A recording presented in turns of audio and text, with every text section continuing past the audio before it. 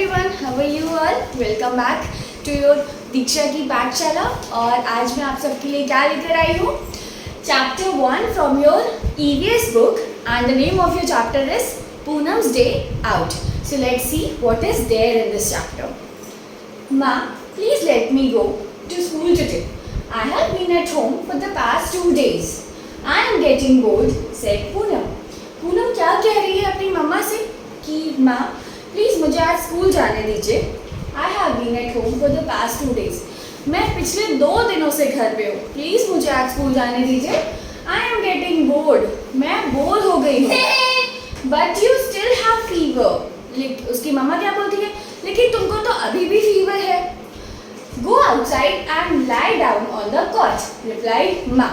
अब माँ कह रही है कि भाई तुमको तो अभी भी फीवर है, चलो बाहर जाओ और वहाँ पे कॉट होता है, चारपाई जिसे बोलते हैं, आप लोगों ने देखा होगा ना, तो उस पे कह रही है कि जाओ जाके चारपाई पे जाकर लेट जाओ।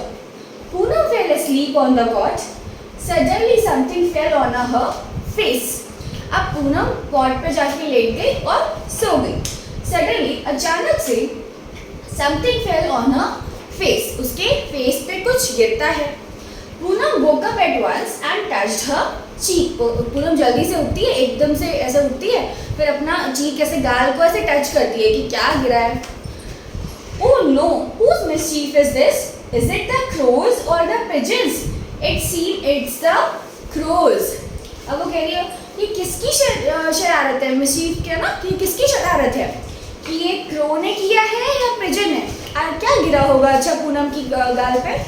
आई थिंक क्रोज या पिजन शिट समथिंग कि उसने वो स्क्रीट किया होगा, पॉटी कर दी होगी पोएम उसने पिजन या क्रो ने, राइट? तभी तो वैसे चेक कर रही कि किसने किया, पिजन ने किया कि क्रो ने किया।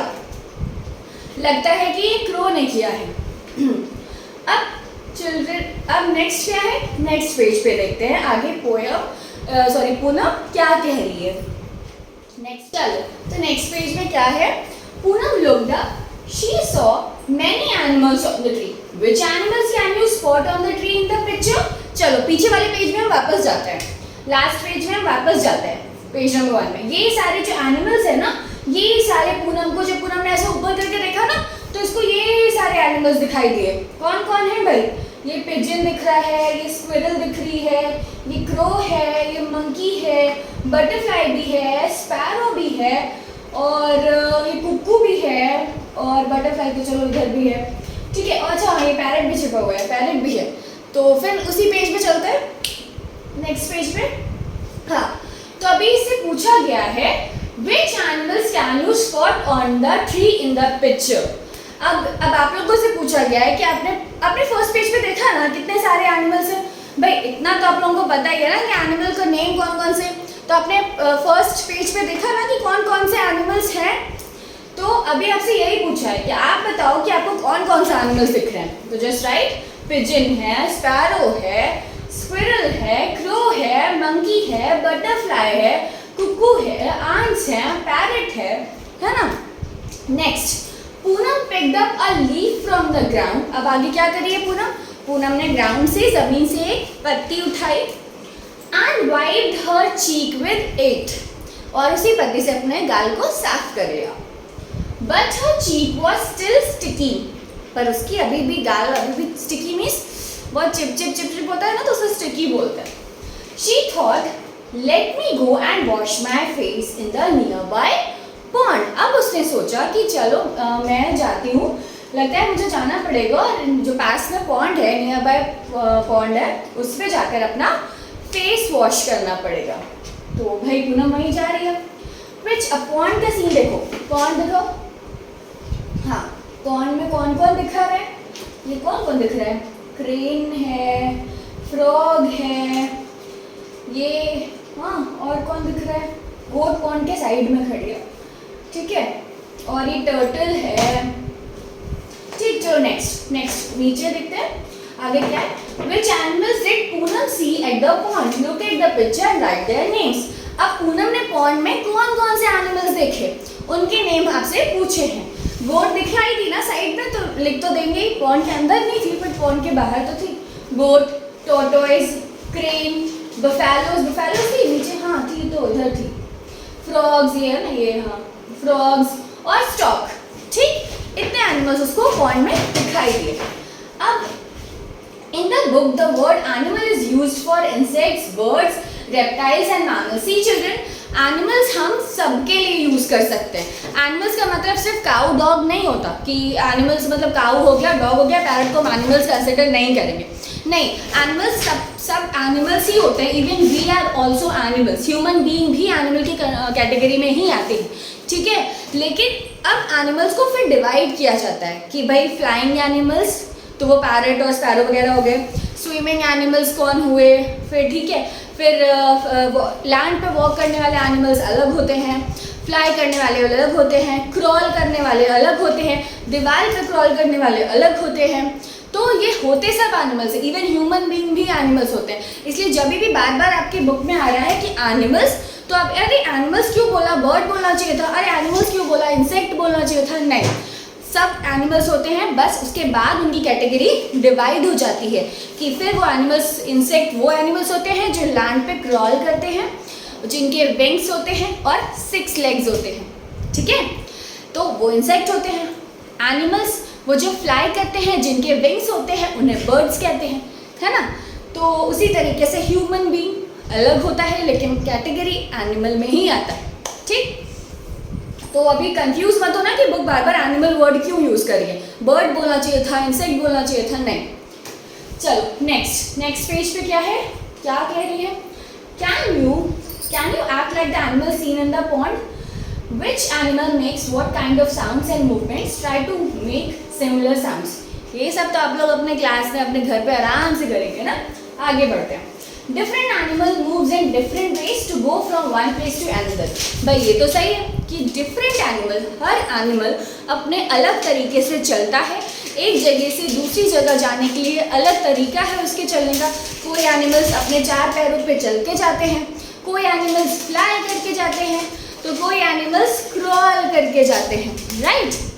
तो for this some animals use their feet, some use their wings, some animals even take the help of their tail, ठीक है।